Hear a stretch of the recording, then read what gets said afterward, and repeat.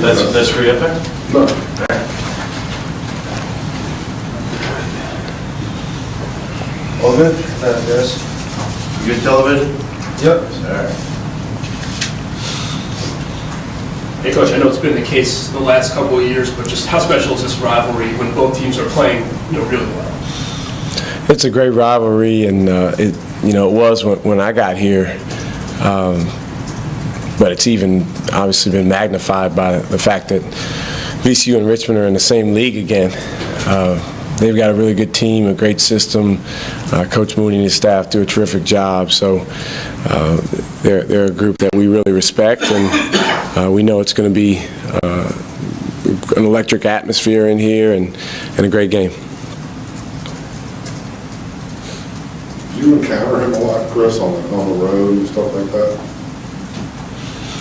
Sometimes. I mean, encounter him about the same as we encounter anybody else, but not significantly more, just because we're neighbors. And have you seen any tape of their game last night yet? Mm-hmm. Is that just shots not falling, or what? Some. It was more than anything, St. Louis is playing as well as anybody in the country. So I think that was probably the biggest thing. And Richmond played much better in the second half. It was really just the first half that St. Louis just came out and played at a really, really high level, and some balls didn't go down for Richmond. They only lost 2 players from last season. But how's this year's Spider team different from them? Lindsay sort of elevated his game and stepped into that brother's role. Mm-hmm. How are they different this year from last year? Well, I think just their players are a year better, and the guys that did return from last year have elevated their roles, as you mentioned. Brothers and Robbins were good players. They were really glue guys for them too. So as those guys have moved on, other guys have stepped up into that role. A guy like Trey Davis has really, really elevated his game, and kind of taken Robbins' spot as the guy who, does a lot of the facilitating in what they do. Obviously, Lindsay and Anthony have assumed even a bigger scoring role than they had last year, and those guys, as a duo, are as good as any guard duo in our league. Those 2 guys they're very quick guards. We struggle at times staying in front of guys. How do we keep them from getting in the lane and just kind of doing their thing? Just got to take a level of pride in it and understand that they do have good quickness, and we got to make sure those guys can shoot as well. So you want to contest shots. It's one of the hardest things in basketball to do is defend a guy that can shoot and drive. But that's exactly what we have to do if we want to be successful. Last night you had the first and third leading scorer in the conference here. You held them to a combined 13 points. I guess, was that kind of the blueprint of how you stop those guys, and then how can you kind of translate that into another team coming in here Saturday that has 2 really high scoring threats? Well, you just have to pay attention to detail. I think our guys did a nice job on those 2 guys last night. There'll be another challenge on Saturday with Lindsay and Anthony. Those guys, they keep coming at you. They keep attacking. Like I said, they can make shots. So we've got to make sure that we're contesting their shots and doing the best job we can to stay in front of them. And at the same time, it's not just about the guy that's guarding the ball. It's about the other help defenders out there. Can you describe Lindsay and Anthony, what makes them so effective? Quickness, shooting ability, fearlessness. They really benefit from, I think, knowing that they are scoring options 1 and 1A. So they're ultra aggressive. Coach, you won 15 in a row undefeated this year, but haven't lost a game at home in over a year. Can you just talk about how important it is when you take the floor in your building, especially against, a rival like Saturday? Yeah, I mean, we don't really make a big deal out of streaks or anything like that. We're just trying to win the next game. We obviously really enjoy our home crowd and the energy that people bring. And if we had our druthers, we'd play every game at home. But I think Mark Schmidt said on the conference call the other day he was going to apply to the NCAA to get that. So we'll see how that. If they get it, then maybe we'll follow suit. I think it's just a little bit different dynamic at home than it is on the road. It's important that you go out and you don't just think it's going to happen for you. I think when people talk about streaks or you've won this many games or that many games, sometimes you can feel like, well, it's great, that's just what we do. But you have to make it happen no matter who the opponent is. And then when you have a high-level team coming in here, you have to have an elevated sense of urgency that to win at home, it's the same formula as to win anywhere else. You have to be the aggressor, and you got to take things away from the other team and then find ways to put the ball in the basket. What kind of challenge is an 11 a.m. start? No challenge if you look at it the right way. I mean, it's 11 a.m. game. What time did you get up this morning? I mean, it's we're going to be awake. We're going to be up. We played at 12 last Saturday on the road. So, our guys did a really nice job at LaSalle. We made a big deal of this the night before, of waking up and getting up quickly and kind of getting themselves going. We have a few guys on our team that, the majority of our guys are typically nocturnal, but we have 2-3 guys on our team that are especially slow getting up in the morning. So they did a nice job last Saturday because we made a point of emphasis waking up, and it's all a state of mind. I mean, we do Navy SEAL training at 5:30, 6 in the morning. So playing basketball at 11 a.m. Whoever your hero is in journalism, if you got a chance to meet that person at 3 in the morning, you'd be excited. At 3 in the morning. So we get a chance to play a big-time rivalry game at 11. Our guys will be excited. Our coaching staff will certainly be excited. Do you have any idea what the ticket situation is going to be like? Are there going to be many Richmond fans in the building, considering this is their hometown team? I have no idea. I kind of let our ticket people take care of that. Usually a few of them find their way into the building, but it'll be sold out. I can promise you that. But in terms of how hard it's going to be to get a ticket, I know it's always hard. Fortunately, I don't have to deal with it too much in terms of people asking me for tickets, but it'll be packed. I was in Charlottesville, and you guys had a pretty sizable crowd compared to the UVA crowd, and you were pretty loud. With Travion hit the final shot, It sounded like half the stadium. It's not going to be like that, I'm guessing, for Richmond, but I'm new here. I haven't been here for a Richmond VCU game. So what is it like, the split between Spider fans and Rand fans? Or is it all Rand? At our place? Yeah, your place. I don't know the exact split, and it's not 100% because, first of all, by league rules, they get a certain number of tickets behind their bench. And, you have, say a guy has 4 tickets in his family or in his company, he may bring 1 or 2 people from town that are fans of the other team. So it's pretty much impossible for it to be 100%. We'd love it to be that, but it'll be 90-some% VCU fans, and I know our fans will be really loud. Coach, as you know, Briante has a good chance to set the VCU Steelers record on Saturday. But by now, he's got to have his sights set on the NCAA record, you would think. What makes him such a special defender, and do you think he has a legitimate chance at setting the NCAA record? Yeah, I really don't worry about those records. that's not why you play the game. You play the game to win. And I think last night he played a really good floor game, and he helped his team win. He had 4 assists, no turnovers. He happens to be one of the best I've been around in terms of having quick hands, quick feet, and anticipation skills to go get the ball. But as I've said many times, our goal on defense is to stop the other team. It's not necessarily to steal the ball. Steal is one form of stopping the other team. Briante, what's more important than any records is just continuing to gain discipline. He's got a heck of a challenge on his hands, guarding Lindsey, and when he's on Anthony, guarding Anthony. I think if he stays focused on the right things, that stuff will come. A combination of 2 things.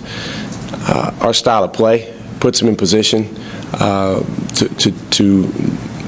get a lot of steals, and he's really good at it. So it's one of those things, actually, the more you focus on it, the more it's going to take away from things. The less you focus on it, I think it's going to happen for him. And obviously the media and fans like to focus on those things because, it's impressive, especially him doing that in his junior year. But I think he's got bigger goals, and certainly we do too. His backup, if you will, Jaquan, has looked really good on offense, but he's averaging over a steal per game on defense. But you see the tape. How's Jaquan progressing on the defensive end? He's learning. He's getting better. Still has a long way to go. He's much further ahead offensively than he is defensively. But that's freshman. That's how it is in your first year. I think I mentioned last night, I look back at some of these conference games that we played last year, and Melvin was just completely lost on defense, and he really has made strides and gotten better. He still has a long way to go. So if Jaquan can improve along those lines, and he has so far, then I think he can be a really good defender. He has good quickness. He has good anticipation skills. He's got to learn to keep his hands off the ball handler, especially with the new rules. Sometimes that gets him in foul trouble. But he's making progress. How much was Melvin impacted by getting in sort of late last summer or this summer? He was impacted a lot. He didn't really have a summer with Daniel Roos. He did not have a summer with Daniel Roos like a typical freshman does. So he was really behind in terms of his body, strength and conditioning, and also just the moving the right way, and that hurt him a little bit on the defensive end. How much of his improvement defensively is conditioning, and how much of it is concepts? It's more concepts. Some of it is, and he's in a little better shape, but it's more understanding, and then want to. Is it just that there's that big difference from high school, or was it, you guys just do a lot of different things, or he's being sort of asked to do different things than he was in high school defensively? Both. Does him being such a character, does that bring some levity to you guys sometimes when it's a good thing? I think it brings levity to you guys. We like to have fun, in our program, and all of our guys are characters. Mel likes to come in here and be a character, but some of the guys on our team that are the most funny are guys that come in here and are very shy. So we appreciate Mel and him, some of his antics, but at the same time, there's a time to understand. Mel cares about basketball a lot.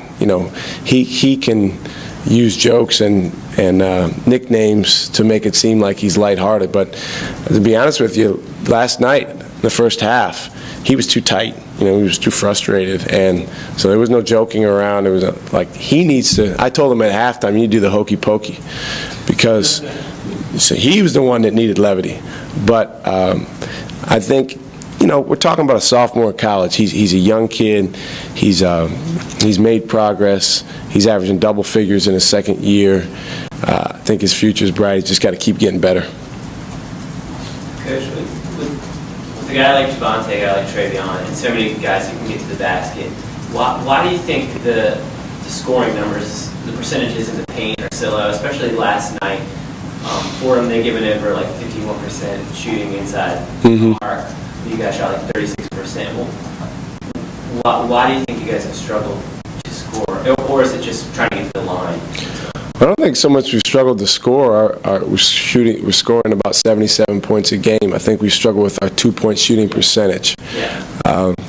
And that's a combination of a few things. Number one, taking some shots that we shouldn't take. I've said this before, we chart the shot quality of every shot, every possession. And when you take a shot that's just an okay shot or not a very good shot in traffic, it's less likely to go in. Those are the shots that, the percentages are going to be in the 20s and 30s. The other thing is, when you do drive in there and you get yourself a good shot, that's all that we can control is getting a good shot. But then you got to put it away. And, the combination of taking some that we probably shouldn't take and then getting some really good ones and not making them, we work on it, we practice it. I think those things will come around and get better. But, I'll take a Javonte Reddick layup around the basket any day. I'll take Rob Brandenburg any day. They just got to finish him off. Travion Graham, just got to finish him off. Coach, you have an update on Travion? How's he doing? Not since last night. But it's hell, right? What was your message to Mel in terms of, you knew you had to replace Troy Daniels as a great shooter, great scorer. Was there any of that in terms of asking him, I need you to step up this year, I need you to be more of a scorer? I mean, he is a scorer, but to score more, that sort of thing. Was there that kind of message to him? Not really. I mean, I think it was largely understood by him. That was actually, we talked about that last year while Troy was still here. Because he was a little envious of Troy's role. Not jealous, but just like, wow, Troy, we all are envious. I'm envious of Troy's role now in the D League. I mean, you shoot every time you get the ball and you're open. So, but Mel and I talked about that when he was a freshman. That hey, as he moves on, that's something that you can move into. And you asked about the 2-point shots from Melvin, for example. He's just one guy. He needs to shoot more threes and less twos. He does. I mean, if you look at the percentages, those are, if you go by the percentages, that makes sense for us. Now, he's not like Troy, where he thinks of himself just as a 3-point shooter. He likes to shoot the floater. He likes to drive. But teams in this league and good defensive teams are going to converge on you. And now, when you have multiple defenders on you, those shots become a little tougher. You said once that Troy had a neon green light to shoot. Have we entered that territory with Melvin yet? No. Now he can, any wide open three he can take. I want him to take.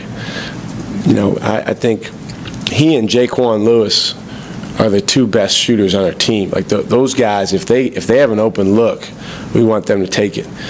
But at the same time, number 21 and number 15, those guys need the ball. And I think that the LaSalle game is really good evidence of, I know it was a 50-minute game, but those guys got 40 shots between the two of them, and that just speaks volumes. And if we can continue to put them in position where they're getting a lot of shots, I think it's good for our team. And then people are going to help more and more on those guys, and the ball can come out and our other players can get good opportunities. Was Travion at a point of being more aggressive in the first half? Because he had a spell there where he wasn't really doing much in the first half. We've talked about that, and I think he's done a good job of that.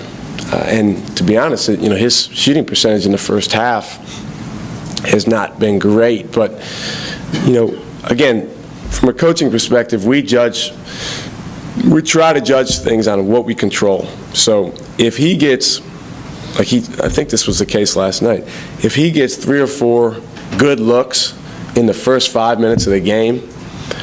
Like, he had a drive early in the game. It was a 4-foot shot, floater that he normally makes. That's what we want that to happen. Between us and him, we can make that happen. You know, if he makes all 4, great. If he goes 1 for 4, at least we got him going from the standpoint of getting shots and getting looks and being aggressive. And, you know, kind of like the LaSalle game and other games in the past, it's going to work itself out where he's a good player. He's going to make shots. Coach, when you're talking the Richmond rivalry, do you find your guys kind of get up more for this game, or is this team veteran enough that your seniors and juniors will kind of keep everybody even keeled heading into? No, I don't think that's realistic to approach every game exactly the same. And, you know, as a coach, you love to say that, but I think their players, our players, you know, there's an elevated level of an excitement for this type of game. Not just this game. I mean, this isn't the only game, but I think you know, one of the things that is exciting is, you know, we do have a team in our conference that's a matter of miles away, and we're unique in that way. You know, I guess St. Joe's and LaSalle also, but you know, other than that, nobody else really has that. So we appreciate the rivalry, and we're excited about the game. Coach, you said you wanted Melvin taking any open threes that he has, and I know he's not to that point in his career where Troy Daniels was, but how come we aren't seeing more plays to get him open looks? Like a lot of times you have to run a double screen off the ball to get Daniels open at the top of the key. Is that just not in his game yet? Is that something that's going to come with time? Or is that just a factor of, like you said, you want to get the ball in Travion's hands and Reddick's hands now? Yeah, I think a combination of all the things you mentioned. Troy was such a weapon, and he was a great decoy too. So you could run a play for him, and he gets a three-point shot up, and then you could run a counter to that play. The defense is so worried about him. I don't think Melvin's really to that point yet. We do run some stuff for him. You know, this team, this is not as good of an play executing team as last year's team. So overall, you know, there's certain things that, on the execution side, where we're not as good. There's a few reasons for that. Now, we're a better team in terms of pushing the ball in our secondary break and getting certain things out of that. But yeah, I mean, the top of the totem pole in terms of running plays is Travion Graham, Javonte Reddick, and I don't see that changing. Do you think that will come as he matures, turns into a junior? Yeah, no, I definitely think it'll come. I think he's a guy that I think will get more and more opportunities, but he has to have a clear head for doing whatever our team needs on the offensive or defensive end. Sometimes when you run a play for Mel, he gets so excited, and you know, kind of like he did last night with that, what was it, the boogie down shot? And that's not always what we need. So you called that play? You called the boogie down thing? No, well, I called the play, and then he turned it into his deal. Yeah. Thanks, Coach. And you got to understand, you're talking about a guy, his senior year in high school, he had one game where he shot 35 times in a high school game. And he went to a high-level high school program, St. Benedict's, but that year, that was his role. And his coach encouraged Mel, go, shoot. And so that's what he did. And that was really, he didn't play any defense. He didn't really pass the ball because that wasn't his role. So what we're trying to get him to do is get better at all the other things, and he has. And then offensively, he can continue to move closer to that role. I don't know if he'll ever shoot 35 times a game, but you know, the way things stand right now, in 2 years, he'll be our only senior. I would guess, you know, Mel will be at or near the top of the totem pole in terms of plays being called for him at that point. But he's got to keep getting better at all the other stuff because it's all related. How many of those 35 shots did he make? I don't know. I mean,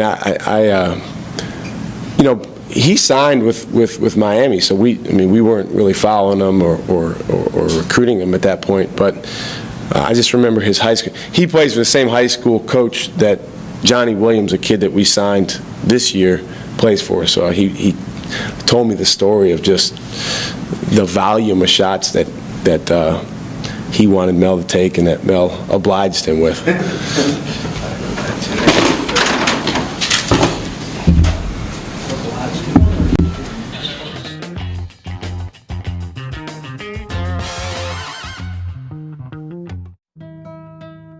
I research and collect quotes. Those provide me with motivation, inspiration. A thing of beauty is a joy forever. John Keats said that. To grow, you have to be comfortable being uncomfortable. To give anything less than your best is to sacrifice your gift. Do you have the propensity to be motivated from within? That's my version of making it real. Here you go, Joey. You received your VCU alumni discount. Rodney, you ready for the big game tonight? Oh, I'm sorry, Rodney. The discount's only for VCU alumni members. Man, it's all right. Let's go blow off some steam at the gym. Come on.